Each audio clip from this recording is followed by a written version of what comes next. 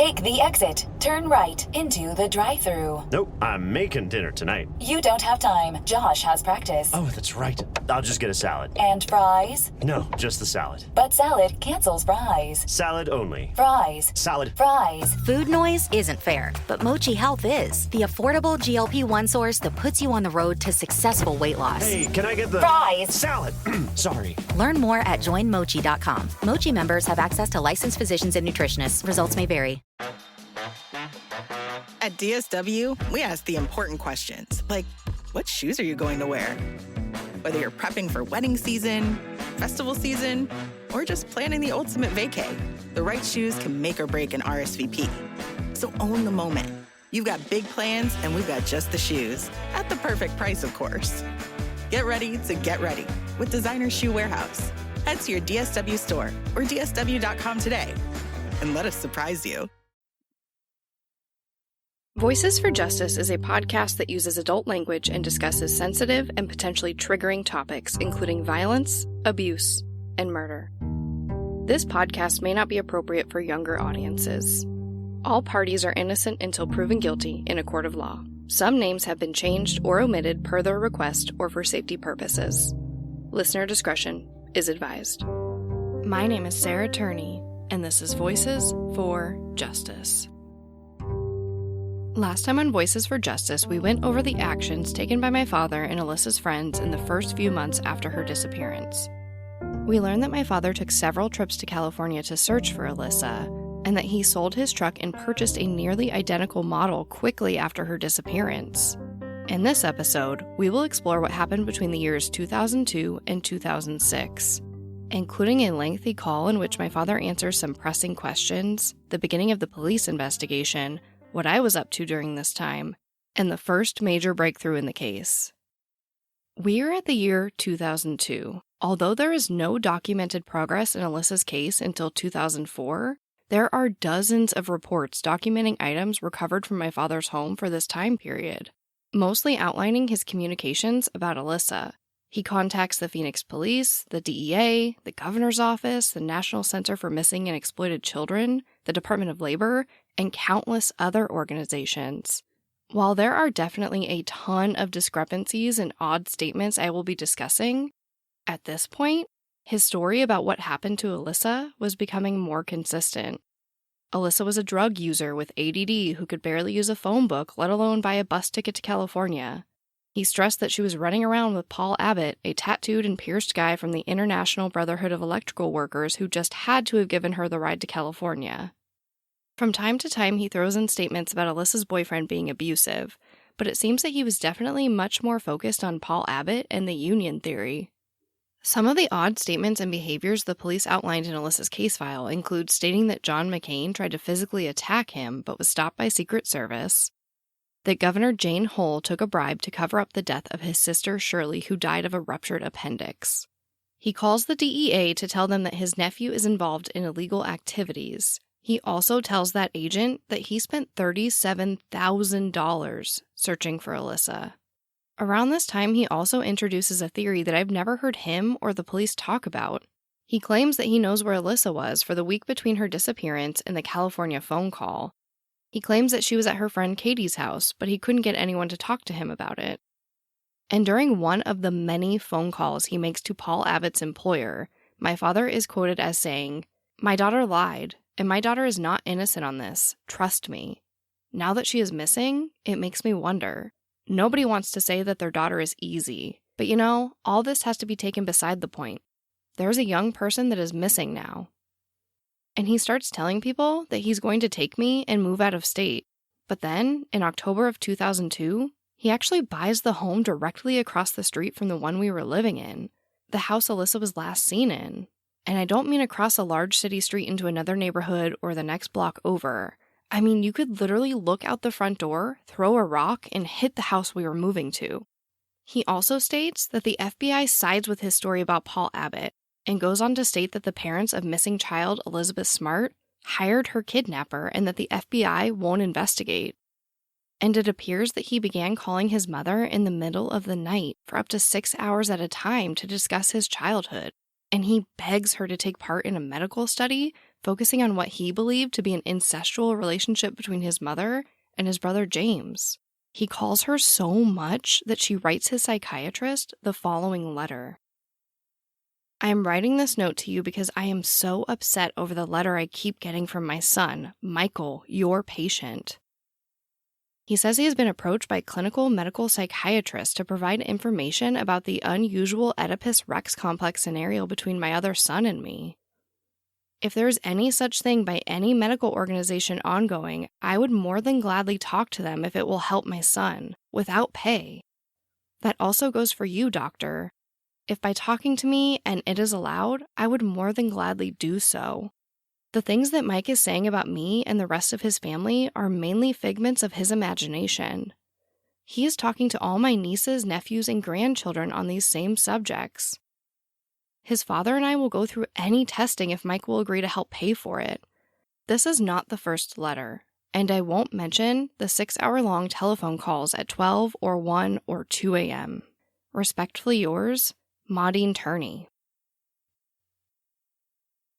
And in the year 2003, we encounter the first documented instance of my father undergoing any questioning about what happened to Alyssa. But it's not done by the police. It's actually done by my brother John's biological father. As a reminder, this is not Alyssa's biological father, only John's. But from what I can gather from the police report and transcript of the call, John's father was living in California at the time, and my father called him to ask about specific areas in which he believed Alyssa could be. But unlike a lot of other conversations we've gone over in other episodes, this is in no way a one-sided conversation. John's dad asks some really compelling questions and doesn't back down. The transcript reads, "Hello? Hello, is Mike in? This is he." Hey Mike, this is... "Oh, yeah, I appreciate it. Anyway, I've got some information, and I don't know who to trust on this. And seeing how the information came through a person that I know, have known for years anyway, associated with the International Brotherhood of Electrical Workers, I get a little paranoid. He's telling me he thinks he might have seen a girl that fits Alyssa's description. Somewhere in this, what is called Cerritos?" That is nowhere by me. I'm not familiar with that area. "Oh, okay, 'cause John said you might know." I know where Cerritos is, but it's up toward Orange County-ish area. He said it was in Los Angeles, between Highway 91 and 605. It is. I know what you were talking about. Is that East LA? No, it's Orange County. The surrounding areas around there are Long Beach would be. Just to the south of it. To the north of it would be Bellflower, Lakewood. Yeah, is that a decent area or pretty shambled up? Cerritos is a real nice area. Oh, is it? Maybe I have the name wrong. No, for that area you were giving the right cross streets. That is a real nice area, Cerritos. Well, if she's hanging around that area, it wouldn't be too bad, would it? No, I think you are getting false information. I wouldn't bet. You know what worries me most is anything to do with, the IBW. I never know if they're setting me up. In fact, they may be involved in this somehow with that guy I've been running all over hell and back, and today I had a long conversation with the City of Phoenix Police Department, and maybe, just maybe... Why would Alyssa even come down this way? I think you need to look 500 feet from your house, not 500 miles. I mean, that doesn't even make sense. No, she called from actually, it's Merino City. It's right there on the border of Riverside. That's where she called from. But you are sure it was her that called you? Oh yeah, I know her voice. She wasn't on very long, but that was Alyssa. I was really exhausted and tired and going out of my mind. No, it was her that called. And when I went ahead and finally got my phone records to make sure I wasn't going insane, it was a call from that area. It was the only call I got from that area. A real short call. So it was... Huh. Merino Valley is a different kind of area. Well, I've been over there 3 times. And went all the way into Torrance and Redondo Beach and all those areas and gave them, I sent Lynette a dozen of those flyers and asked her to give them to the police departments. And when I went over to Torrance, they didn't even have one up on the bulletin board because nobody had contacted them at all. So I went around to all those, there's so many little cities right there in that same area. I went to every one of those and gave them posters. I've been up close to, I've been to San Bernardino, down in Los Angeles. I'm exactly sure where I was at. But I told it last time I was there, that I wasn't very far from East LA, the bad area. What would make you think she would even come here? People just don't come out here for no reason. Well, first off, that guy Alyssa was extremely attracted to, really attracted to guys with piercings and tattoos. And that's the guy I think gave her a ride to California. Because Alyssa, all the kids, I've got 6, okay?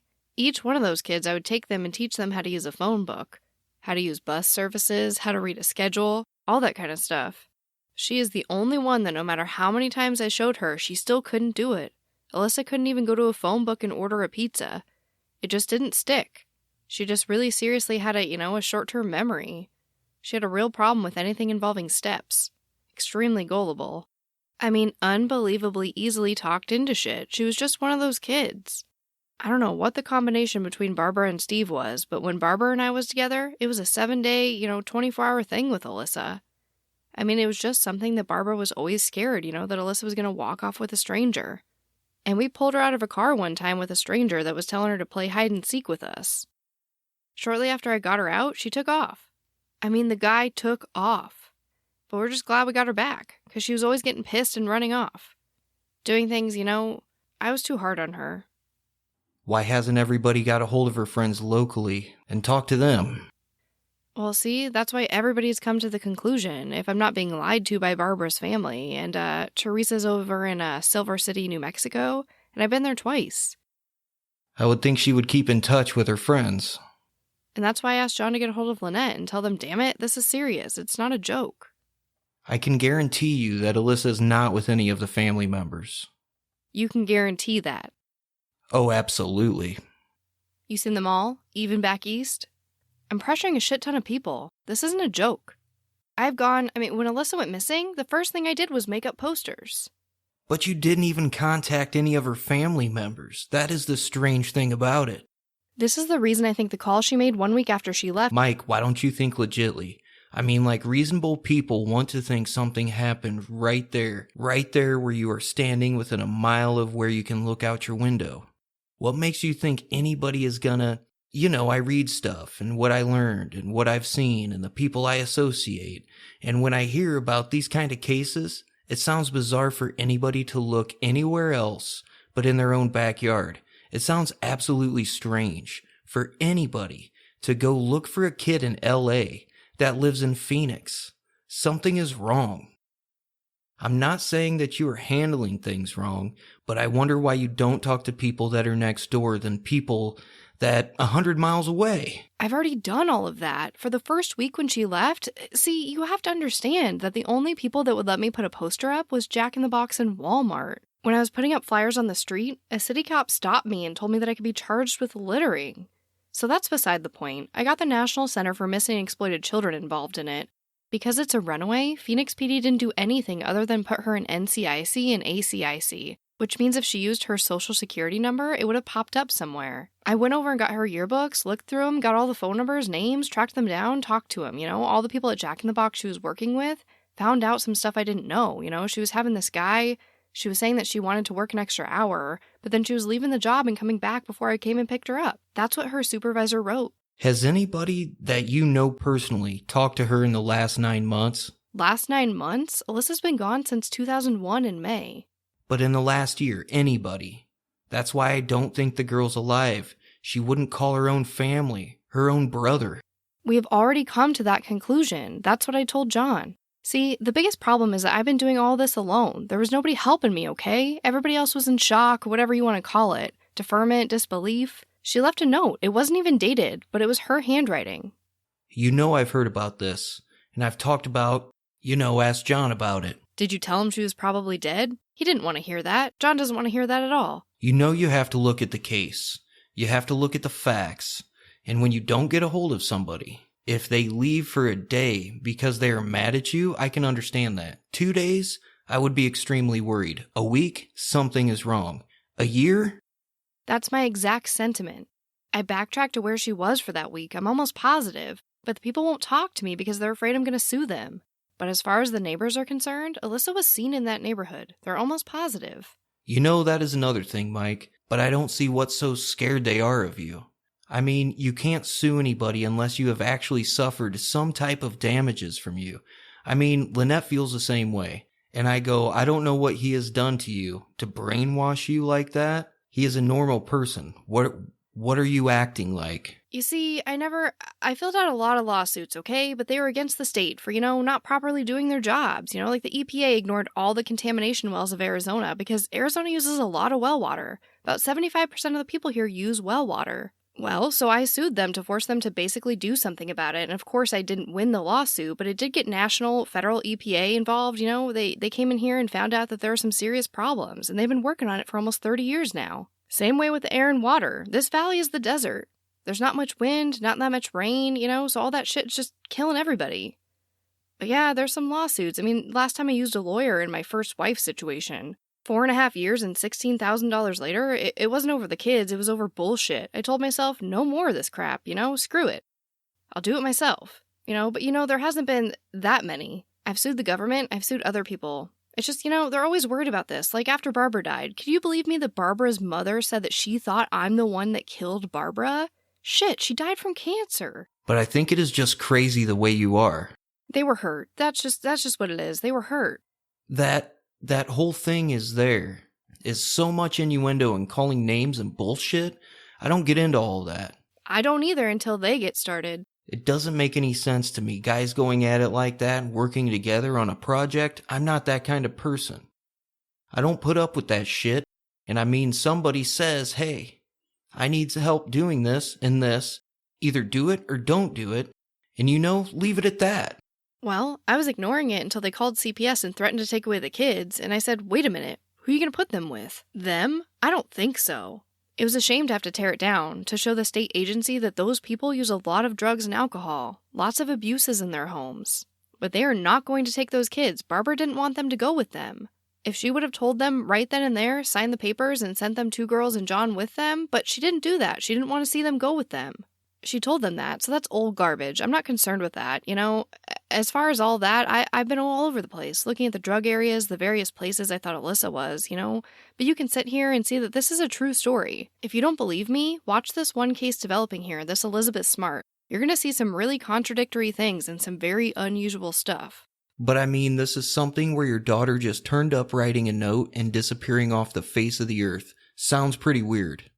That's right, that's exactly what I've tried to convince them of. That's one reason why I heard the rumors, from this guy in the company that was installing cables and telephone computer stuff at the high school. The guy with the piercings in his neck and tattoos and stuff, all down, hanging out of the Jack-in-the-Box. He's one of those guys that Alyssa was leaving with, now, which I suppose he's married with a baby, but when I got a hold of this guy, they were having a conversation. I was just trying to find out. I'm not expecting anything foul at the moment. I'm just asking, trying to find out who in God's name gave her the ride to Los Angeles. Knowing Alyssa, it's very doubtful that she could have even booked a bus over there. But what is giving you anything about LA? What is even making you point this way? Because if she made it that far and she didn't go to Lynette's in Torrance, she could have very well, have gone to either. I'm just assuming the positive side of this thing. Because there's a lot of ways that kids can disappear. People don't realize they don't all just die. A kid can get hooked on drugs, wind up in a gang situation, they can wind up in prostitution, and they can also wind up in what's called, commonly called in police work, white slavery, where they are actually sold to foreign countries. Did you know that? Well, I find that hard to believe. I don't. We got a conviction here not even 2 years ago, right here in Phoenix. Same guy that I was involved in busting for running illegal aliens. But that is getting a little bit off. That is getting way out.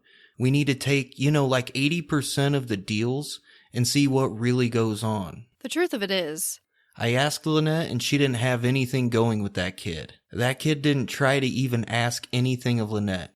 There was no good relationship between Lynette and your daughter. No, they didn't even know them. They didn't. But wherever she called from, that particular area, you have to understand, from my point of view, I've got nowhere else to go with this. And I spent a week, roaming all over the place looking, and I know Phoenix real well. Going into some of the worst areas, some of the other areas looking, checking her friends out. John and Mike was going by that one girl Charity's house to see if, she was around there, trying to find out where in God's name she had gone to. And I'm handing out flyers all over the place, walking, 'cause screw the cops. I still handed them out, even when I was, checking out people. What makes you stop from thinking something happened at your front door and the girl disappeared or something between her and somebody that was hanging around your house? I would seriously, I think anybody that tries to go far from your house is out of it.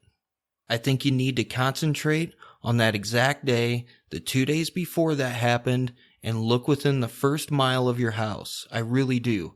I think if anybody is telling you They are psycho. It's there, and that is the only place.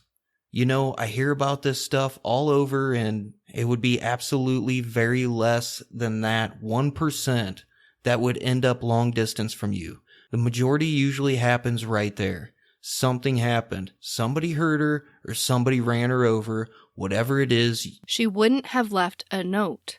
That is what I mean. How do you know the note is legit? Because I know her well. I compared it to her other writings, and her handwriting to make sure it was hers. And that she didn't write it under duress or somebody forced her to leave it? But there was no signs of any. Alyssa's room was usually messy, but it hadn't been that way for a while.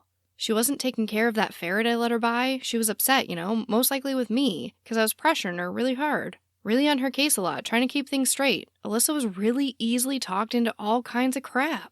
How about somebody that was hanging around with her every day? Somebody that was visiting her?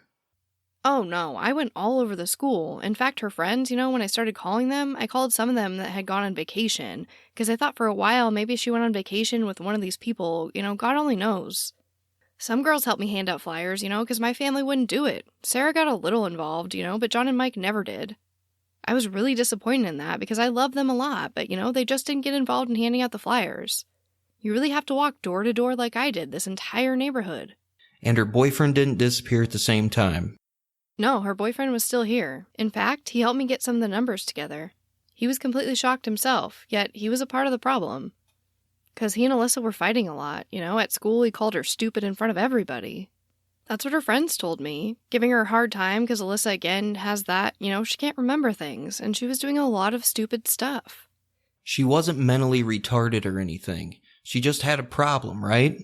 Yeah, most people don't know about ADD. They think it's always, the type of people... I don't think it affects them that drastically. I've known people with it and... Well, would you believe that a quarter of the studies... Because I did this for 4 or 5 years and fought the state over it, and I won a lawsuit against the school district. Because they harassed us after trying to get Alyssa tested and placed. 20% of them children who are true ADD cannot be helped by medication. And it really involves what's called a birth defect at birth. They are born with the front part of their brain not fully developed. What happens is they have short-term memory loss. They perform poorly on tests. They function normal. Alyssa was talented and gifted. She could draw, not as good as John. John is extremely gifted in drawing, but Alyssa could do the same thing. She had many talents beyond that, but she just, when it came to taking a test, couldn't do math at all, never learned her multiplication tables, in spite of Barbara and I hiring a tutor. She just had a difficult time with anything that involved multiple steps in memory. She was quite a bit of trouble, especially schools over here where they're ass backwards in Arizona. We're not much on helping the mentally ill or education over here. It's really extremely bad, so no, all those things have been drastically done. Went all the way around, actually from a center circle as they call it, started working out. Looking for areas that I might assume, where I didn't assume, anything anybody told me, I immediately went out and checked out. I went without sleep for maybe 6 or 7 hours in a week. That's when the phone call came. I had just dozed off, and maybe that's why I thought I was dreaming. But then my mind senses told me enough. I jumped out and ran over the road because I thought I could hear freeway noise. I thought she was maybe on the freeway right here next to us for some stupid reason. Probably because I was tired. By the time I got back, somebody else had called. I had that star 69 or whatever. It was last call return, but it probably wouldn't have picked up because, the number she called from was an area code 916 or something, which was that Riverside area. But I didn't know where she called from because the phone company wouldn't give me the number. I had to sue them to get the phone number. The police department, in spite of me telling them, look, this is an endangered child. National Center for Missing Exploited Children, if you ever saw one, her posters there basically classified her as an endangered runaway. How were they able to pull up a number that was not collect or anything? That was just a direct call? And usually phone booths are almost impossible to... No, they're not. They've had the technology since I was a deputy sheriff. The point of it is that the phone company is charging $350 per 24-hour period per person, even to the police departments. Except in the particular case of the customer, if you want to get the information, you're going to have to get a subpoena, whether you get it through the police or through a civil suit. So you have to get it and set it, and it took about 6 weeks by the time I almost got it. By the time I got the phone listing for the day she left, I checked to see who she called or who called her, and there was nothing there. The date that she called back about a week later, checked those numbers out. The only odd number on there was the one in California. And believe it or not, they wouldn't even tell me where the location was.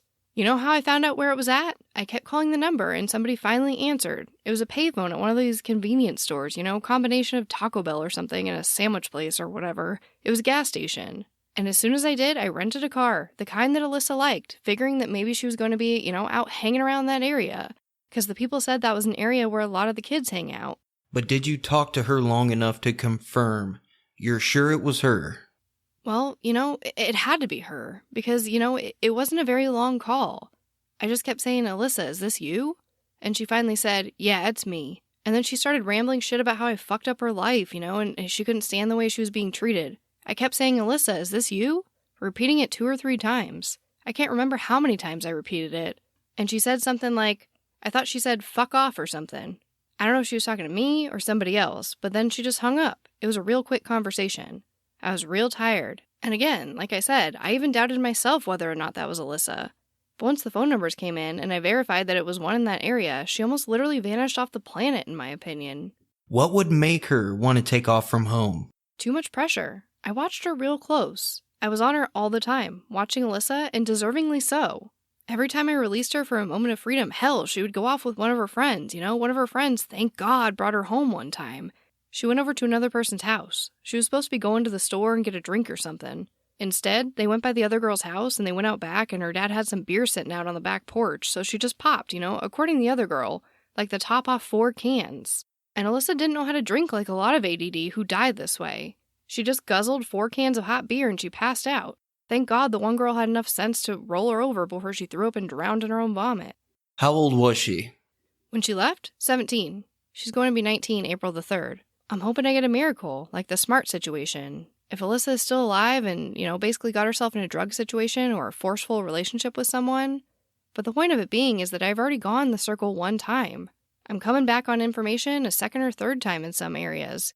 Going back and talking to other people, going back and working this situation to see if somebody else saw this guy with the goddamn tattoos and piercings in the neck. Piercings in the neck is really rare. You might see it a lot in San Francisco or down in LA, but you don't see it much over here. When I called this guy's work that was hanging around, the woman knew, just by the description alone. She knew exactly who the guy was. And he's no longer there. Seems like he had a problem messing around on the job, with these school jobs, and they were doing other areas with the teenage girls. And there's a rumor, according to these people, that he had prior sex offense. Well, how come the police don't pursue it? There's the question I've been asking and pressuring all over the place. I've been screaming and yelling. I went all the way up to the chief of police to try to get them to help me get this goddamn phone number because I told them, look into this. You gotta see, she left a note. Yes, that's true. But she is in trouble. I can tell you right now because by this time, this was the 2nd or 3rd day or something, 4th day, since she was gone. She would have at least contacted her brother John, because they were really close. And I'm hearing from the relatives that she's not calling, and they want me to get statements from these people. What proof do you have? This is what the city of Phoenix is telling me. Then they started whining to me when I went all the way up to the chief of police, and it came back down the other direction. The sergeant that was over that quit now and gone into private business or something like that, like the National Center for Missing Exploited Children, because there's a lot of money in that, by the way. Walsh and his wife, who are splitting up in a divorce, they've just given themselves a raise that is federally funded, by the way. They are making a couple $100,000 a year off that apiece. A lot of money in that business. And his most wanted program, and now I guess he's got a private talk show. But they've done a lot, more than a lot of people did. At least they didn't bullshit around. But again, they were shocked, and they told me that if Alyssa calls again, to call them, they'll help me get the phone number, so I don't have to wait 6 weeks. It's total political bullshit about paying that kind of price for something that I know about, for a fact. And I've got a friend, got out of the army together. Actually, we went in together and went out the same day, that worked for Mountain Bell and these various companies involving that data they store. And yes, right now, especially with this new stuff going on, they can monitor almost every phone call in America with the Carnivore and the Patriot 2 Act. Stuff is just unlimited. They are monitoring cell phones, email. I wouldn't do and joking around on email computer if I was you. That's some serious shit. I just don't really understand the situation. Like, this shouldn't have happened. This is something that there's no one to blame for leaving home but me. I was hard on Alyssa, trying to get some sense into her. But she just kept forgetting. It's like you would tell her over and over, and she would come back when she made a mistake and she would say, I kind of screwed up, didn't I, Dad? I say, well, that's all right, honey. We'll get through it, and whatever happens here and there, she was a good-hearted person, but really an airhead. Nobody was hurting her over there. Being mean to her? Nah, there was never any physical abuse, never any sexual abuse. Though Alyssa and them started screaming that, because when she saw that John started using that, and this is the frank truth, because Barbara's relatives, mainly Teresa, and them was talking John and, making whatever he would say 10 times worse. and calling Child Protective Services saying that John was their source. When we got down to find out exactly what was going on, what John was doing, they wanted those girls, and they thought they was doing that, Teresa was over there in Illinois working for CPS. They thought that was going to take care of it. Unfortunately, the audio tape recovered by the police is stopped mid-sentence and ends here. But this is where the case records documenting the investigation into Alyssa's disappearance begin. This episode of Voices for Justice is brought to you by Quince. I've been trying to be more intentional about what I wear each day. I'm leaning into pieces that feel effortless, comfortable, and still put together, and Quince has been my go-to. The fabrics feel elevated, the fits are flattering, and everything just works without overthinking it. They use premium materials like 100% European linen, organic cotton, and ultra-soft denim. And the best part? Everything is priced 50 to 80% less than similar brands. They work directly with ethical factories and cut out the middlemen, so you're paying for quality and craftsmanship, not brand markup. I recently just ordered their tiered linen dress, of course in black. I wanted to pair it with one of my favorite pairs of brown wedges. The problem was, I didn't have a brown purse. So I got that from Quince too. It's one of my favorite outfits. It's easy, effortless, and feels amazing, especially as we're getting a little bit warmer here in Phoenix. Refresh your everyday with luxury you'll actually use. Head to quince.com/justice for free shipping on your order and 365-day returns. Now available in Canada too. That's QUINCE.com/justice for free shipping and 365-day returns. Quince.com/justice. This episode of Voices for Justice is sponsored by Chewy. If you have pets, you probably know about Chewy, and you also know that when they say that they have everything you need to keep your pet happy and healthy, they're not messing around. To keep them happy, Chewy has over 100,000 products from all the brands my pets love at prices I love. To keep them healthy, Chewy offers pet prescriptions, pet insurance, telehealth vet visits, and they're even rolling out vet clinics across the country. I've been shopping with them for a very long time. And in addition to the auto-ship feature that gets the dog's food to them every single month, I also love to experiment with different treats. But I'm a bit picky. For me, it has to be high quality with simple ingredients. I recently picked up treats from Shepherd Boy Farms that are 100% just chicken breast. Popcorn and Heber are already obsessed. Chewy has everything you need to keep your pet happy and healthy. And right now, you can save $20 on your first order and get free shipping by going to chewpanions.chewy.com/Sarah E. Turney. That's chewpanions.chewy.com/Sarah E. Turney to save $20 on your first order with free shipping. chewpanions.chewy.com/Sarah E. Turney. Minimum purchase required. New customers only. Terms and conditions apply. See site for complete details.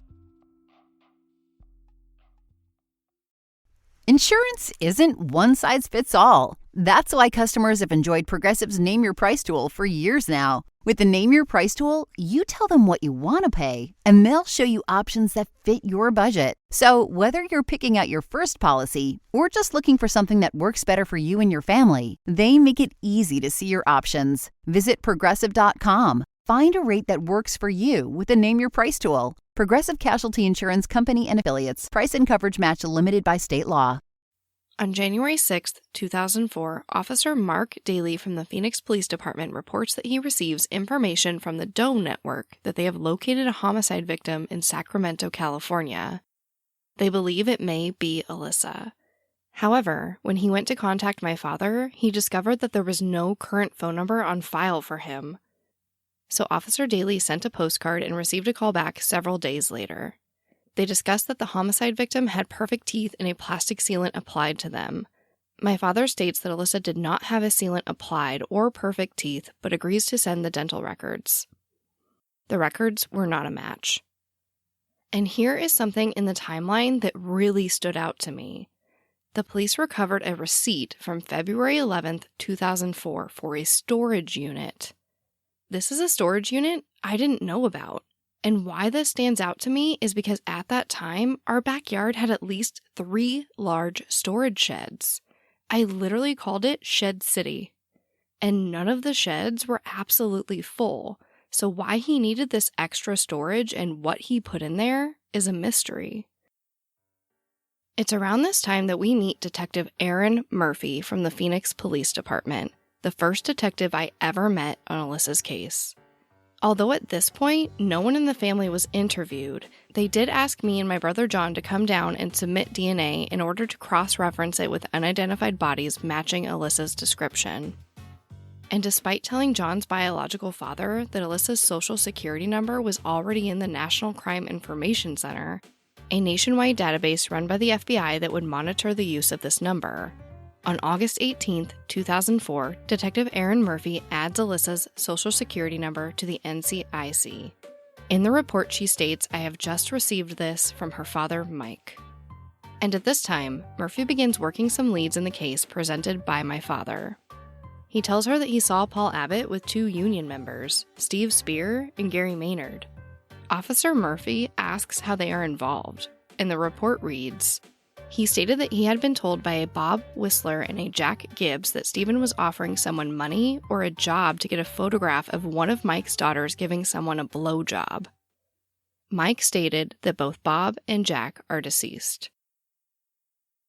And it appears that she also listened to my father's cries to investigate Paul Abbott, because on August 18, 2004, Detective Aaron Murphy states that Paul Abbott is named an investigative lead along with Steve Spear and Gary Maynard. And on August 19, 2004, she interviews Paul Abbott. At first, he didn't remember Alyssa, but Murphy sparks his memory. And then Paul recalls the chatty girl at the drive-thru window at the Jack in the Box.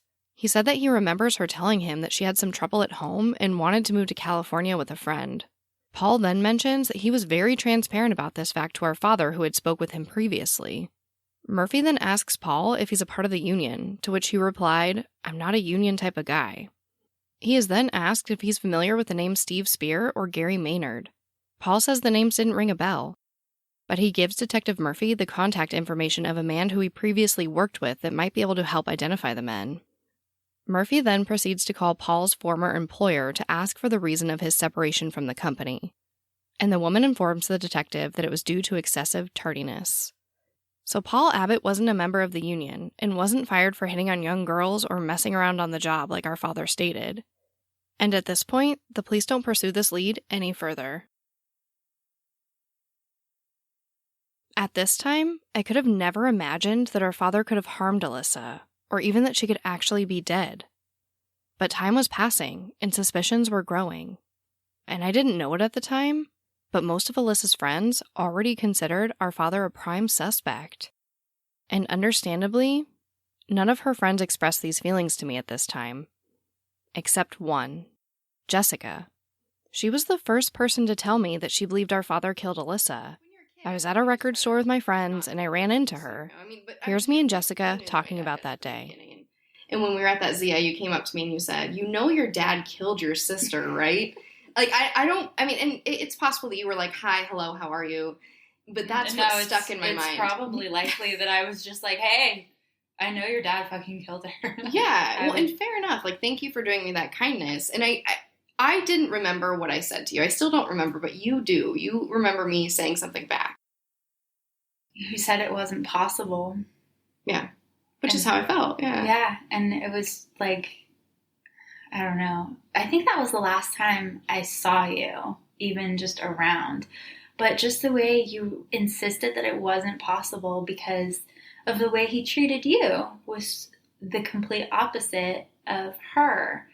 And I was just like, ugh. But I was just so angry about all of it. And you're just like, yeah, my dad is so nice. He lets me do whatever I want. He doesn't even make me go to school. He lets me smoke weed every day. Yeah. And then that just made me more angry because I'm like, what the fuck? He was so not that way to her. He was like creepy controlling.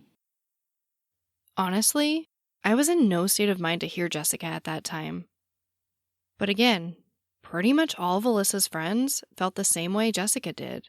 So I definitely carried on, and as time went on and I never heard from her, like, that's when I just really, really, like, it started to sink in, like, something happened that day. And did you immediately think it was him? Yeah. And I mean, so did you ever hear from my dad again after that? Nope. Never? Not once. That's crazy. Wouldn't you think you'd check back in? You would check back in. Probably a couple times a week. Like, if... Well, he gave me we were her really cell phone. close. Like, you know, we were really, really, really close. Yeah. And he had to have known that she snuck off to, like, see me, you know, once or twice. Like, he just had to have known. As much of an eye he keeps on her. He had to have known. And being so paranoid. Yeah. So then he would know that, you know, I better check in with Charity, you know, multiple times to see, you know, have you heard anything? Have you heard anything? Have you heard anything? No, he made his one phone call that helped him look like, you know, he was looking for Alyssa. And in my mind, I feel like he was probably getting her before she got him. So, I mean, is that what you think happened to her? Or, I mean, have you thought about it? You don't have to. Oh, without a doubt, Mike Turney killed your sister. Without a doubt. There's nobody else that could have done it. There's no way. And he has the motive. He has the reason. There's nobody else that you could point the finger at. But again, I wasn't suspicious of my father. In fact, in the years following Alyssa's disappearance, everything changed without her around.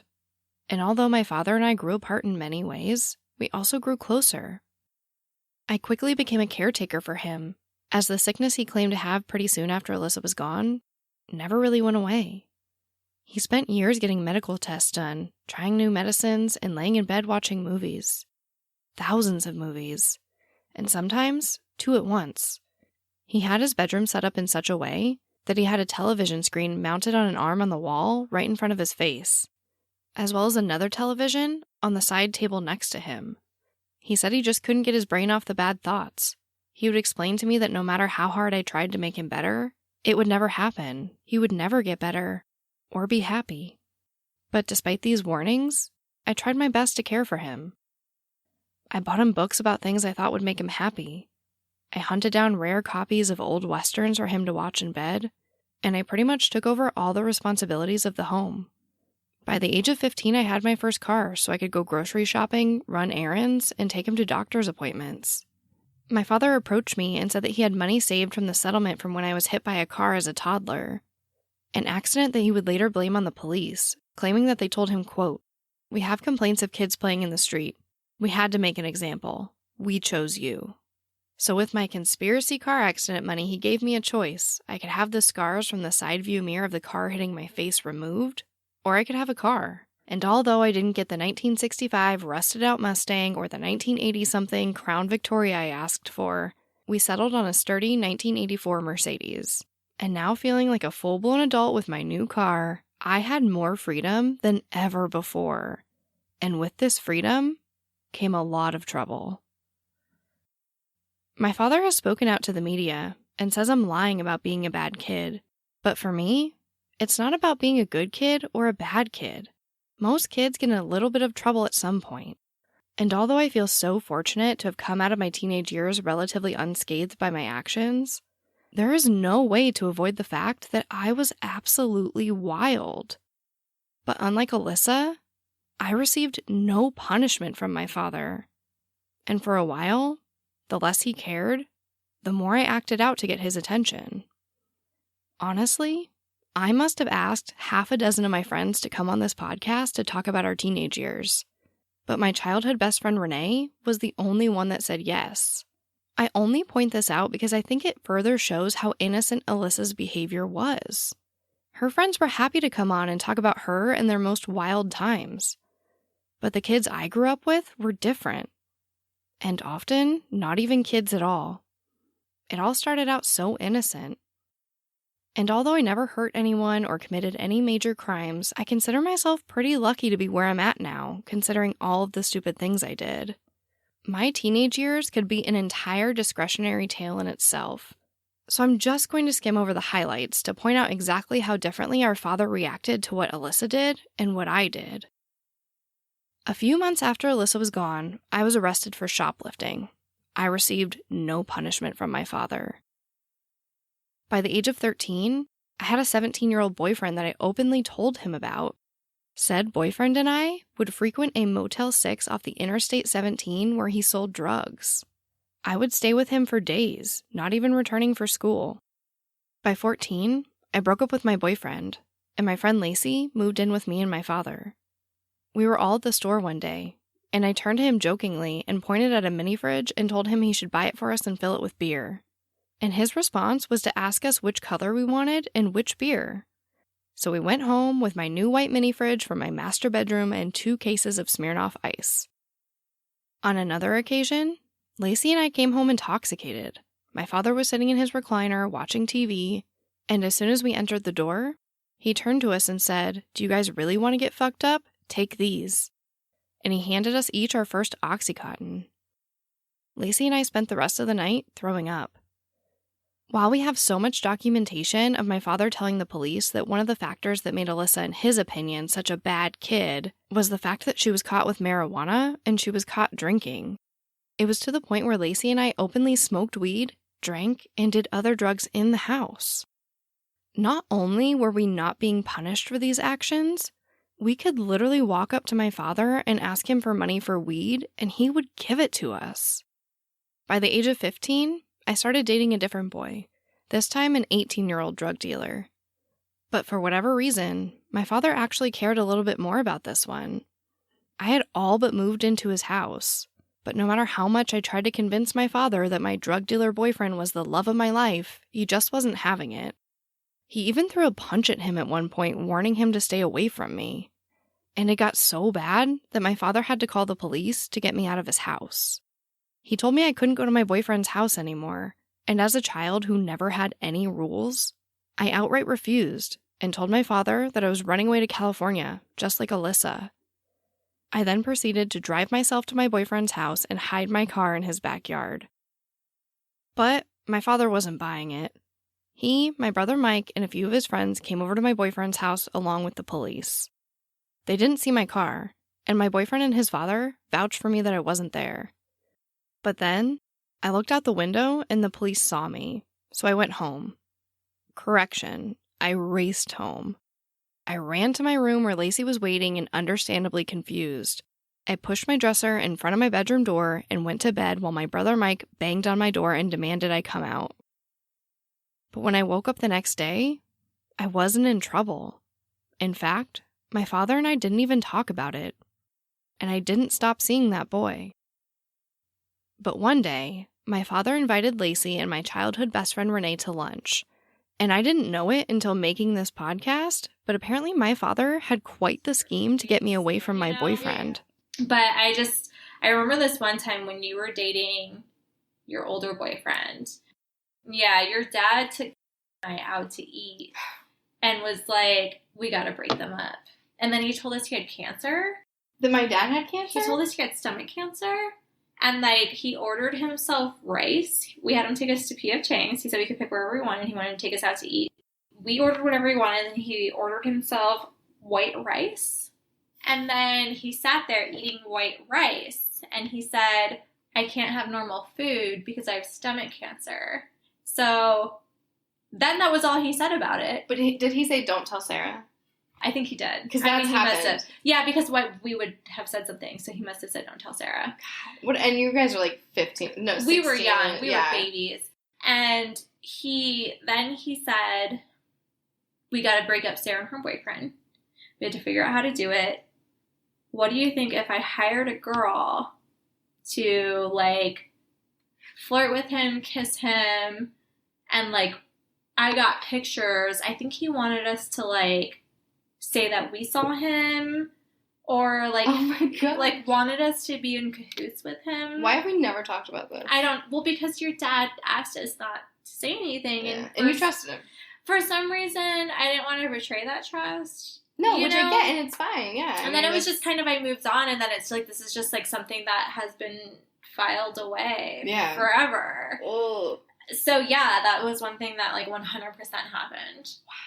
So, I mean, okay, but to be fair, he wasn't like that with all the other boyfriends, but this one particular one, absolutely. Yeah. So, like, that's still, like, that's so crazy to me, to break us up. I mean, I think he was really afraid that he would have lost me forever. I mean, if we break that down and I'm not a teenager, your father took me to lunch to ask me if I would help him hire a prostitute to hit on your boyfriend to get you guys to break up. And I was 15. And you know, the fact that I both didn't tell you about that, how did to this day, to literally right now. It's been over 15 years. It's the so, manipulation. That's a really, so it's just very interesting how he was able to convince us to both keep that a secret. Dude, he's so believable. Mm-hmm. He's really smart. He's a really smart person. He's a master manipulator. I will say that. I reached out to that boyfriend, and although he didn't want to speak on the podcast, he let me know that plan never happened. To be fair, although my father didn't try very hard to curb my behavior, and in reality outright condoned it, there were a few times where my brothers tried to step in. At one point, my father asked my brother James to outright take me, but I refused. And on my 16th birthday, my brother Mike tried to step in and regulate with some rules, but by that point, it was really just too late. Here's me and Renee talking about that birthday. When you say that, what pops in my head is my 16th birthday. And Mike came over that night to yell at my dad. Oh my God, and because we were smoking pot and drinking. Mm-hmm. My 18-year-old, 19-year-old boyfriend was there. Oh my God, yeah, that guy. He hated me. Yeah, we were doing other drugs, but so Mike came over and was like, it was my sweet 16th birthday. Like, I think it was my literal birthday because it was probably a weekday because we were all fucking vagrants and like did whatever we wanted. And who cares if it's a weekday when we have school? But he was pissed. He came over and started yelling at my dad about why is he letting me do A, B, and C and drink and smoke pot. And they got in a fight that night. And my dad was like, I let her do this. Like, this is a thing. I remember that. I totally remember that. And I think he even was like, I'm going to call the cops. And I think he went in your room and told you to give him your weed. I think he went and yelled at you and said, give me your weed. And I probably said, hell no. And I think that, from what I remember, I think he was trying to make you feel bad for putting your dad in that position. Yeah, like he was like, you're going to smoke weed, you're going to disrespect dad like that. Oh, you're right. Yeah, and it was like, it was like, no, you are misunderstanding what this situation is. Like, we're both cool. Everything's cool here. Yeah. You know, like we're fine. We have an agreement. Yeah. We have this agreement. It's been around for a while there, buddy. By my 17th birthday, I broke up with that boyfriend and started dating my 8th grade sweetheart. Quickly, he began spending every night at my house, in my room, and in my bed. And it wasn't secret. Some days, my father would even cook us both breakfast. Eventually, my boyfriend just moved in, and my father said nothing about it. But no matter how much I tried to escape my reality through drugs, dating, and dangerous situations, I was always brought back to Alyssa. I rarely spoke about her, but I would write about her constantly. About how mad I was that she was gone, about how I had been abandoned by everyone. And my father and I never discussed it. Her being gone was just another sad thing in our lives we didn't talk about, just like the death of my mother. There's really only one instance in which I remember talking about Alyssa and missing her openly, and I was belligerently drunk. I was with Renee and Lacey, and we were at our friend's apartment. We had finished a gallon of the cheapest vodka we could afford, and we followed it up with a gallon of whiskey. I had never been so sick or so sad in my life. I spent the entire night crying on the floor, throwing up, begging Renee to bring Alyssa to come help me, telling her that Alyssa would know what to do. And shortly afterwards, I took a few of each of my father's pills. I couldn't even tell you how many, but they barely fit in my hand. I crushed them up, put them in a Smirnoff Ice, and drank it, and then proceeded to drink about 10 more wine coolers before grabbing a shoebox, a picture of Alyssa, and some of her treasured items to conduct an impromptu memorial service for her in our backyard. It was in the middle of the night, and it was raining. I dug a hole, put the box in, covered it up with mud, and cried for about an hour before passing out on my floor, hoping I would never wake back up. And around this time, even Renee thought my behavior was too much to handle, and she began distancing herself from me. From 4th to 11th grade, my father would come in my bedroom each morning and ask me if I wanted to go to school that day. Most days I said no, and he'd call me out stating that I was sick or sad or whatever. Of the hundreds of days of school that I missed, I actually only ditched school one time. In my last semester of junior year, I missed 48 days. But I was never spoken to by a counselor or a concerned teacher, even after a pretty public outburst. I had gone to school quite visibly intoxicated, and about 20 minutes into my first class, I told my teacher that I needed to go to the nurse. I could barely walk, so she asked another student to escort me. I then proceeded to cry and hug said student, telling them that they should never do drugs and to not be like me, which is pretty much exactly what Alyssa had done to me the only time I saw her drunk. But I fell asleep in the nurse's office and was picked up promptly by my father, and no one said anything. Not my teacher, not the nurse, and not my father. What they did to your family, you're lucky to make it out alive. Streaming on Peacock. These men are going to come after me. Taking them out is my only chance. Put a bullet in her head. From the co-creator of Ozark. Looks like a family was running drugs. Execution-style killing, it's rare for the Keys. Any leads on who they might have been running for? The cartel killed my family. I'm gonna kill them. All of them. MIA. Streaming now. Only on Peacock. Zootopia 2 has come home to Disney+. Let's go!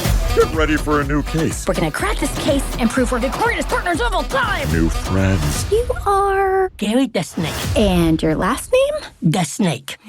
Dream Team. And new habitats. Zootopia has a secret reptile population. You can watch the record-breaking phenomenon at home. You're clearly working at Zootopia 2. Now available on Disney+, rated PG. But despite missing so much school, the truth was, I loved learning. Even on days I missed, I would go back after school ended for extracurricular activities. I was in drama, newspaper, literary magazine, and academic decathlon. I had straight A's and a full scholarship to any state college of my choosing. And then on the second day of my senior year, my father came in my room like he did every morning. But this time, he said if I wasn't going to go to school, that I should just drop out. And so, I did. And about a month after dropping out of high school, I had my GED and was enrolled for the next semester at the local community college. Honestly, I can see why my father claims that I was a good kid. Because despite all the stupid things I did and how much school I missed, I managed to not destroy my life. But I can't help but think, what would Alyssa's punishment have been if she did the things I did? I was never made to sign a contract. Our father didn't go around telling people how stupid I was. I mean, I wasn't even punished. But that's how I dealt with Alyssa being gone, my ever-growing freedom, and my father's reaction to it all. Which, as you might have gathered, wasn't much of a reaction at all.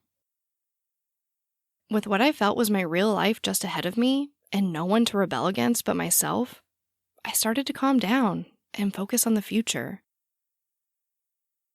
But then, something happened that no one could have predicted. On February 17th, 2006, the Phoenix Police Department receives a call from a detective in Florida, stating that he received a letter from a man in prison confessing to Alyssa's murder. Next time on Voices for Justice. And so he was very diligent, and he let me know, and Anderson let me know as well. I want this for your family. I want Alyssa's case to be solved. I want to know, and I want you to know. And I think they felt like they were getting close to something, you know. And when Somerset told me, he said, we have, or Anderson told me, he said, we have all this circumstantial evidence, and every bit of it points to money. Hey guys, I have to extend a huge thank you to Justin Rimmel for lending me his voice for all 10 pages of that phone transcript.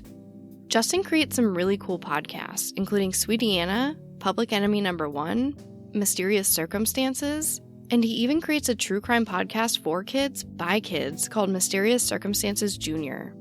So if you haven't already, definitely go check out his work. Voices for Justice is hosted, produced, and edited by me, Sarah Turney. If you want to learn more about Alyssa's story and how you can help with the case, visit justicefораlyssa.com. And if you love the show, it would really help if you gave me a rating and review in your podcast player. Thank you so much, and I'll talk to you next time.